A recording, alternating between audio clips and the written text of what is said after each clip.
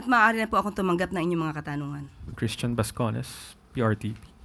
Yusek, may ilang mga netizens at social media personalities na kumikwestiyon, no? Dito sa Benteng Bigas, meron na program in Davao Region, yung pagbebenta ng 20 pesos per kilo na bigas galing sa Agriculture Department to those affected by the earthquake, including in Cebu. They're asking why government rice is being sold instead of distributing it for free to those in urgent need. For instance, social media influencer Regal Oliva quoted, "At first it sounded noble, a dream realized, a gesture of compassion, but I couldn't help but ask, is this mercy or marketing? How does the palace respond to this criticism? And what is the rationale between selling rather than giving the rice to disaster-affected families?" Yan po kasi ang problema kapag hindi po inaalam kung ano mga mandato ng bawat ahensya. Unang-una po, alam po natin na mayroon po mga ahensya nagbibigay po talaga ng ayuda. Napakita po natin at naibalita natin kung ano-anong ginagawa ng ibang ahensya tulad ng DPWH, DSWD, pati na po ang DSUD para sa pagtulong sa ating mga kababayan. Ang mandato po ng NFA ay magbenta. Hindi po sila pwedeng mamigay. Bawal po yan sa batas. So, ngayon po, pinalawig po ng NFA at ng DA ang mga mabibiyayaan ng 20 pesos na bigas kada kilo for all po ito sa lahat na naapektuhan po ng kalamidad. So, linawin po natin sa mga nagbibigay dyan ng kanya-kanyang opinyon, nilalabas sa kanilang mga content, bilang content, sa kanilang mga YouTube channel, Facebook, TikTok, whatever. Ang NFA ay hindi po ito pwedeng magbigay ng bigas. Ang mandato po nila ay magbenta ng murang bigas. Ulitin natin, NFA, hindi po sila allowed magpamigay ng bigas, kundi magbenta ng murang bigas. In connection to that, Yusek, we all know that this is not the right time po para mamulitika, no? Pero sa kasagsagan ng pinagdadaanan ng mga biktima ng lindol, but how confident is the palace about President's safety during his visit to Davao to personally assess the situation of the earthquake victims, given the reported threats from the Dutertes and their supporters who have publicly questioned his courage to set foot in Davao? Ang Davao po, ang mga Davaoenos po, mababait na mga kababayan natin yan. Alam po natin na sila ay may puso at alam po nila ang mga taong tunay na tumutulong sa kanila. Hindi po matatakot ang Pangulo na siya ay pumunta sa Davao dahil ang mga Davao ay kababayan natin at sila po ngayon ay nangangailangan ng tulong. So huwag gawing pamumulitika ito para takutin ang presidente para pumunta ng Davao. Hindi po matatakot ang ating presidente pumunta sa anumang rehiyon ng bansa natin dahil siya po ang presidente at siya po ay tutulong sa lahat na nangangailangan ng mga kababayan natin. Thank you. Last question, Evelyn Quiros, Filipino Mirror. Good afternoon, Yusek. Nakarating na po ba sa kaalaman ng Pangulo yung alleged overprice po ng pagbili ng mga body cams ng Philippine Ports Authority? At ano po ang kanya naging specific instructions dito? Opo, inalam din po natin yan at nalaman din po ng Pangulo yan. At kinausap po natin mismo si GM Santiago ng PPA at nagbigay po siya sa atin ng kanyang mensahe. At ito po, malamang ito po'y nasabi niya na rin at akin pong babasahin. Ito pong procurement na ito, dumaan po ito sa regular na proseso at gaya ng ibang procurement ng PPA, hindi po tayo nagbabayad ng advance payment. The unit cost cannot be computed by dividing the contract price by the mere number of camera alone. This includes nationwide connectivity, back-end servers, software, training, and system integration. So, ibig sabihin, hindi lang po dapat i-divide yung halaga mismo ng isang camera lamang at hindi pwedeng sa Shopee lang tayo bibili. At ito naman po ay nakaabot na rin po, nakaabot na rin po kay DOTR Secretary Lopez. At meron na po siyang pinadala na memorandum, naka-address po mismo kay GM Santiago at siya po ay pinapag-explain at pati po yung mga COA reports ay pinapahanda na rin at lahat ng dokumento pati po ang pag-uutos na magkaroon ng investigasyon pati po sa audit. So asahan po natin sa susunod na mga araw ay makikita po natin kung ano po ang sagot ni PPA GM Lopez patungkol po dito. Thank you po, Yusek. First question, Julie Baiza, 1PH.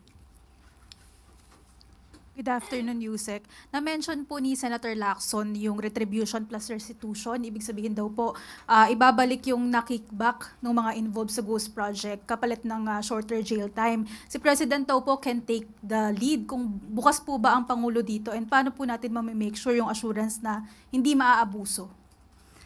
Unang-una po ay meron naman po din kapangyarihan ng Pangulo, yung tinatawag nating executive clemency through a commutation of sentence. At meron din po tayo tinatawag na conditional pardon na dapat ay yung mga requirements ay natupad. Pero sa ngayon po, lahat po ng mga magagandang suwestyon para po ma-recover natin ang mga nasasabing nanakaw na pondo ng bayan at para mapanagot, ang dapat mapanagot ay bukas po ang Pangulo ang administrasyon patungkol po dyan. Next question, Maricel Halili, TV5. Magandang hapon po, Yusek. Yusek, may we have Malacanang's statement about the decision of the International Criminal Court to reject the appeal of former President Rodrigo Duterte for an interim release. ICC has cited the statement of Vice President Sara Duterte. I think it was about the plan to break FPRRD from the detention cell. Your thoughts on that, ma'am? Unang-una po, uulitin po natin na ang pamahalaang Marcos Jr. ay hindi po kasama sa kasong kinakaharap po ngayon ni dating Pangulong Duterte. So kung ano po ang naging desisyon ng ICC, hayaan na lang po natin ang mga abogado nila at ang mga parties dyan na sila pong gumawa ng aksyon. Pero despite po the considerations cited by the ICC, may mga inilabas pa rin po na statement. For example, si Congressman Pulong saying na it is a political theater to all kidnappers of my father. I will make sure that you will pay for this crime that you have committed. Unang-una po, hindi po dapat tayo mabuhay sa mga pagbabanta. Tayo po ay nasa sinasabing civilized society at wala po tayo sa isang barbaric world. So dapat po tayong tumugon kung ano po ang rule of law at hindi po tayo dapat natatakot o lagi na lamang nabubuhay sa pananakot. Ma'am, sorry, pahabol na lang po. Do you see this na parang nag-backfire yung mga statement? Hindi po natin masasabi on our part dahil nasa pag-assess po yan at pag-evaluate po ng mga judges sa ICC. Salamat po, Yusek. Next question, Alvin Baltasar, Radyo Pilipinas. Yusek, good afternoon po. Yusek, anong pong update doon sa request ng Pangulo sa both Congress na sana magkaroon ng additional emergency funds kasi ubos na raw yung quick response fund. Nakausap po mismo natin ang pamunuan ng DBM at according to DBM, kung magkakaroon man at madideplete po ang NDRRM funds, meron pa rin po tayong 12.005 billion sa contingent fund. At kung mauubos man po ang contingent fund dahil sunod-sunod po ang nangyayaring calamity sa ating bansa, maaasahan po natin kung may excess revenue, makakuha po tayo sa unprogrammed appropriations mula sa SAGIP. Pero Yusek, nakapag-usap na po ba si Pangulo sa Kongreso? Sa ngayon po ay wala pa po tayong nadidinig na nakipag-usap ang Pangulo sa Kongreso. Hindi pa po ako nabibigyan ng update patungkol po dyan. Salamat po, Yusek. Next question, Ana Bajo, GMA News Online. Good afternoon, ma'am. Ma'am, may we get an update? Baka lang po meron na po tayong bagong DOJ Secretary. Wala pa po sa akin ibinibigay na anumang impormasyon.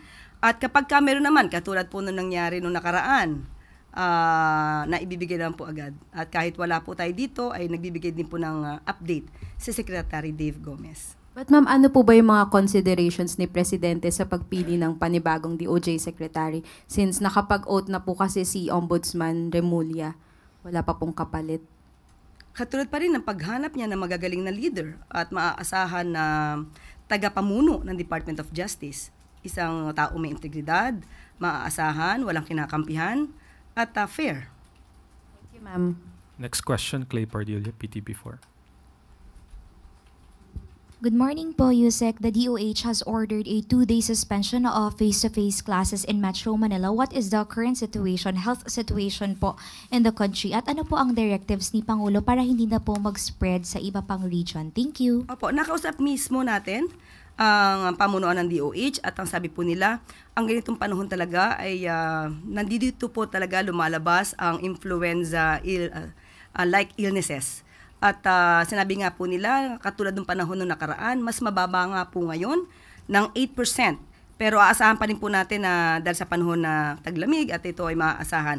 Pero minabuti po nila na wag na po itong kumalat at nagkaroon po ng health break sa mga eskwelahan at para po hindi na nga po ito humawa or magkahawahan ang mga estudyante.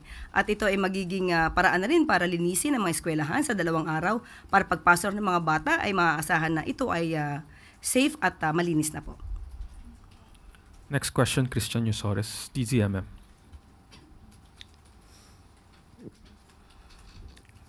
Magandang hapon po, Yusek. How does the Palace view doon po sa plano ni Ombudsman Remulla na maglabas na ng memorandum this week para tanggalin yung restriction sa access ng publiko sa SALN? Kung ano po ang nararapat at kung ano ang sinasabi ng batas at kung ano ang makakabuti para malabanan ang korupsyon, tatalima naman po ang lahat na nasa Executive Department.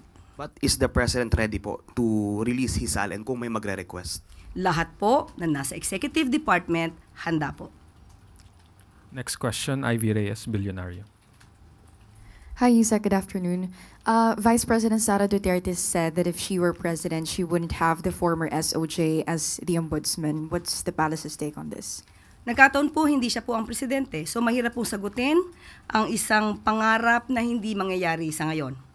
Pero ang alam po natin, the president thinks well, knows better. At alam po din natin na ang Pangulo ang nagpaumpisa para po labanan ang korupsyon. At hindi po niya hahayaan na matolerate o kampihan o depensahan yung gumagawa ng pagnanakaw ng pondo ng bayan. Next question, Ana Bajo, GMA News Online. Good afternoon, ma'am. Ma'am, did the President already receive the report on the alleged ghost farm to market roads in Davao Occidental? 7 projects daw po ito na nagkakahalaga ng 105 million pesos. Ang sabi po kasi ng DA, nakapagpasa na po sila kay Presidente. Yes, opo. At nagkausap na rin po ang si Secretary Vince at saka si Secretary Kiko. At pagtutulungan po nila ito para maimbestigahan, lalo na kung ito'y ghost projects, dapat po ma-actionan agad. So, nagkausap na po sila at pagtutulungan po nila ito. Pero ma'am, si Presidente po ba, meron po siyang naging specific instructions, and if yung ICI po ba, iimbestigahan din itong alleged ghost farm to market roads? Noon pa po nagsabi ang Pangulo, managot ang dapat managot. So umpisa pa lang nang ito ay kanyang sinabi sa SONA. Kaya po patuloy pa rin po ang direktiba na dapat na imbestigahan mabuti. Marami dapat na ebidensya na maipakita para po hindi na mamasayang kung magsasampa ng kaso. Thank you, ma'am. Next question, Ann Soberano, Bombo Radyo. Yusek, good afternoon. Ang mga grupo pong nanguna sa malawakang protesta sa Luneta noong September 21 ay naghahanda din po para sa mas marami pang kilos protesta upang mapanatili po daw yung public pressure at ipanawagan ang pananagutan kaugnay sa flood control controversy. Sa October 17, magrarally po ang grupong kabataan patungong Mendiola. Sa October 21 naman, mga magsasaka po magrarally sa Liwasang Bonifacio sa Maynila. Papayagan po ba ito ng gobyerno, Yusek, lalo at may naitalang kaguluhan noong September 21? Also, reaction lang din po ng palasyo kay Representative Kiko Barzaga sa mga pahayag niya na tila nananawagan ng pag-aaklas. Unang-una po sa dalawang katanungan, masasabi lang po natin, ang Pangulo po ay abala. Nakita niyo po kung paano niyo po tinugunan ang mga pangangailangan ng mga taong nasalanta. At ngayon ay apektado ng lindol at mga baha.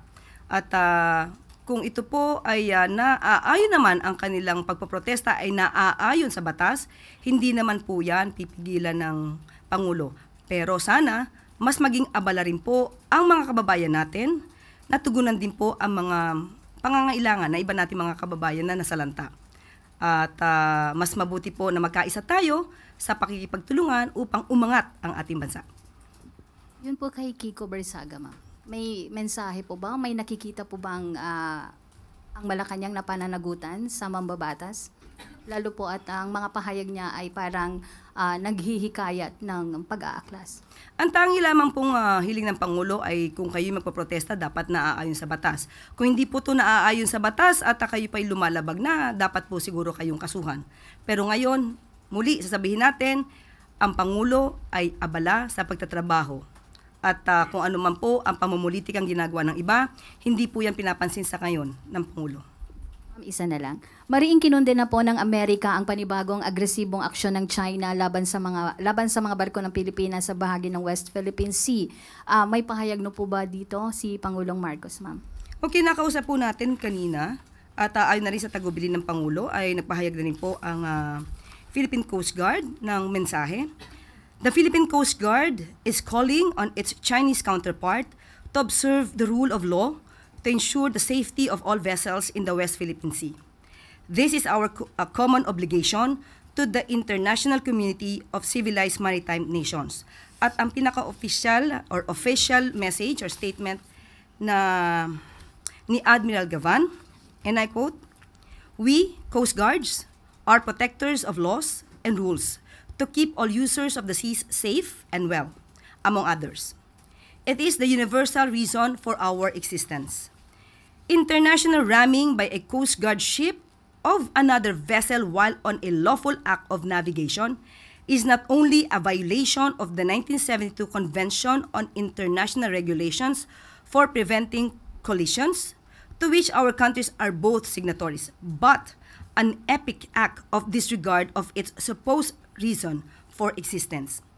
It is very concerning because if we, Coast Guards, become violators of the law and pose threats to the safety of life and property at sea, a contradiction of our fundamental duty, then who else will safeguard and protect those who travel at sea?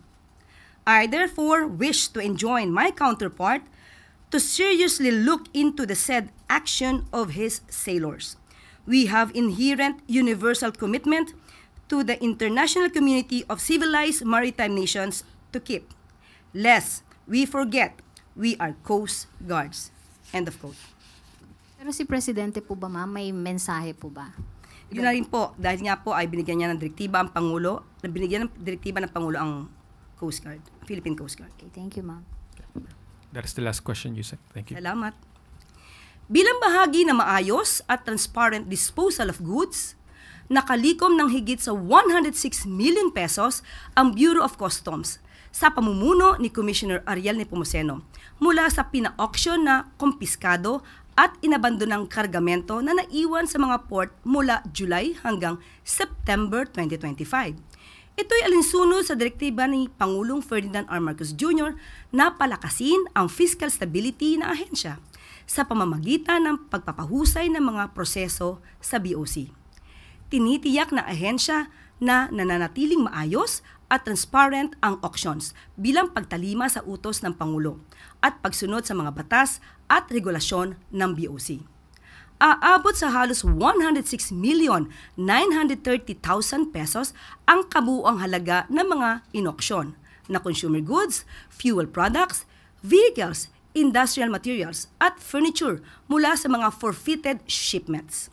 Ang nalikom na halaga ay magiging bahagi ng overall revenue collection ng ahensya at direktang makakatulong sa mga priority program at public services ng pamahalaan. Ang transparent income-generating auction ng BOC ay isang pagpapatibay sa adhikain ni Pangulong Marcos Jr. na isulong ang maayos at angkop na pagtatrabaho sa lahat ng tanggapan ng pamahalaan. Nandito at kasama ninyo ang inyong gobyerno. Ito ang mensahe ni Pangulong Ferdinand R. Marcos Jr. sa kanyang pagbisita sa Davao Oriental kung saan binigyan diin niya ang tuloy-tuloy na tulong hanggang lahat ng pamilyang apektado ay makabangon at makapagsimulang muli. Sa kanyang pagbisita, nagpaabot ng tulong pinansyal si Pangulong Marcos Jr. na aabot sa 158.3 million pesos. 50 million pesos dito ang ipinaabot sa probinsya ng Davao Oriental at tig 15 million pesos sa mga bayan ng Manay, Banay-Banay at Lupon. Tig 10 million pesos naman ang ipinaabot ng Pangulo sa Mati City, sa mga bayan ng Tarragona, Baganga, Boston at Katiil. Samantalang tig 5 milyong piso sa mga bayan ng Caraga at San Isidro at 3 milyong piso para sa Governor Generoso. Maliban sa tulong pinansyal, ininspeksyon din ni Pangulong Marcos Jr. ang Manay National School sa Barangay San Ignacio kung saan personal nitong nakita ang ilang mga nasirang school facilities. Pinangunahan din ni Pangulong Marcos Jr. ang inspeksyon sa Davao Oriental Provincial Hospital. Bukod dito, nag-ikot din ang Pangulo sa Regional Evacuation Center sa Barangay Central at sumunod na nagtungo sa Tarragona Municipal Grounds kung saan personal niyang binisita ang makeshift tents at kinamusta ang mga evacuees. Aabot sa 225 families o 814 individuals ang kasalukuyang nasa evacuation center. Namahagi rin ang DSWD sa pamumuno ni Secretary Rex Gatchalian ng tig 10,000 piso na financial assistance sa 35 na pamilyang naapektuhan ng magnitude 7.4 na lindol at kasama ang hot meals sa ilalim ng mobile kitchen program ng ahensya. Nagpaabot din ang DSWD ng aabot sa 255 family food packs and non-food item sa mga apektadong residente.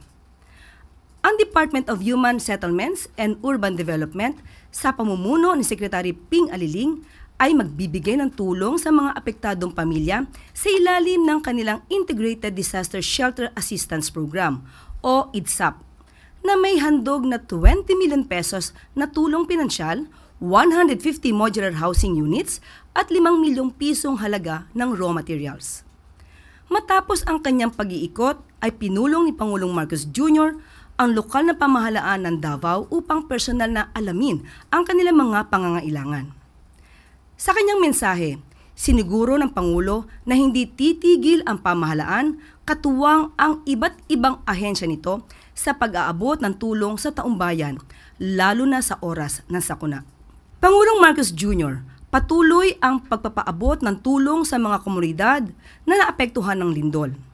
Iyan ang kinumpirma ni Cebu Governor Pam Barya IV sa kanyang pasasalamat kay Pangulong Ferdinand R. Marcos Jr. Mabilis kasing tinugunan ng mga ahensya ng gobyerno ang direktiba ni Pangulong Marcos Jr. na maghatid ng tulong sa mga apektadong lugar at gawing prioridad ang pagpapadala ng pagkain, emergency shelters at pagre-restore ng kuryente sa mga komunidad. Kinumpirma naman ito ni Governor Barry IV at sinabing lahat ng pinangakong tulong ng Pangulo ay tinupad nito para tiyaking makakabangon muli ang Cebu. Samantala, patuloy din ang pagbuhos ng suporta mula sa national government para sa Davao Oriental at mga karatig lugar na niyanig ng 7.4 magnitude earthquake nitong Biyernes, October 10. Alinsunod sa utos ni Pangulong Marcos Jr. na siguruhing may sapat na pagkain ang mga apektadong residente, agad namigay ng 36,988 family food packs ang DSWD sa Davao Region at Caraga. At dito na po nitatapos ang ating press briefing. Magandang araw para sa bagong Pilipinas.